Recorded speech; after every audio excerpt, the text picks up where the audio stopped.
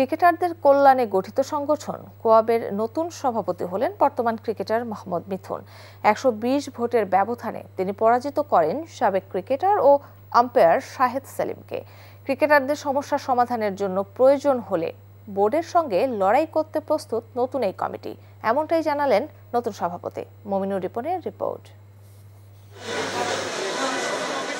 কোয়াবের নির্বাচন উপলক্ষে বিসিবির একাডেমি প্রাঙ্গণে বসেছিল তারার মেলা।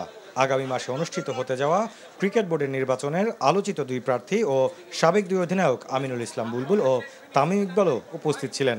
কোয়াবের নির্বাচনে অবশ্য তামিম ইকবালের কথাই বেশি শোনা যাচ্ছিল। সরাসরি না বললেও তিনি বুঝিয়ে দিলেন বিসিবি নির্বাচনের কারণেই সরে দাঁড়িয়েছেন তিনি।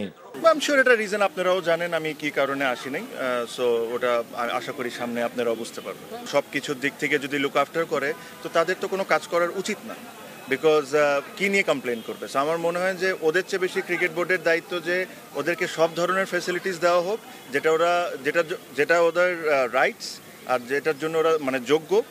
সো এই জিনিসগুলো যদি ক্রিকেট বোর্ড সবকিছু ঠিকভাবে করে, কোয়াবের তো কোনো কিছু কমপ্লেনই করা থাকবে না। 11 পদের মধ্যে 10 জনই বিনা প্রতিদ্বন্দ্বিতায় নির্বাচিত হয়েছেন। শুধু সভাপতি পদেই ভোট হয়েছে। 215 ভোটারের মধ্যে অংশ নিয়েছেন 190 জন বর্তমান ও সাবেক ক্রিকেটার। সেখানে 120 ভোটের ব্যবধানে সেলিম শাহেদকে হারিয়ে প্রথমবারের মতো কোয়াবের নির্বাচিত সভাপতি হয়েছেন মোহাম্মদ মিথুন। একটা জিনিস দুইভাবে আদায় করা যায়, একটা হচ্ছে রিকোয়েস্ট করে সুন্দরভাবে প্রেজেন্ট করে আদায় করা যায়, আরেকটা জিনিস হচ্ছে ফাইট করে। আমরা ডেফিনেটলি চেষ্টা করব তাদের সাথে সুন্দর একটা সমঝোতার মধ্যে সবকিছু সমাধান করা। এরপরে যদি না হয়, আলটিমেটলি আমি যেহেতু প্লেয়ারদের স্বার্থে এসেছি, প্লেয়ারদের পক্ষে আমার কথা বলতে হবে।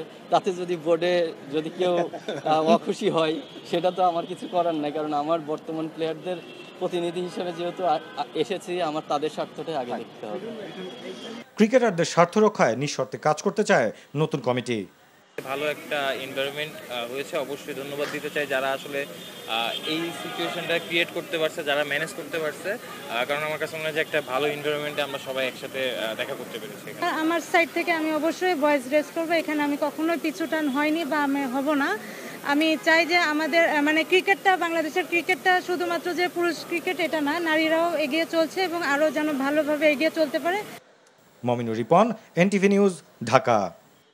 বান্ডেল থাকলে প্রতি সেনমানিতে টাকা বাঁচবে। বিকাশ সেনমানি বান্ডেল কিনে জিতুন প্রতি লেনদেনে।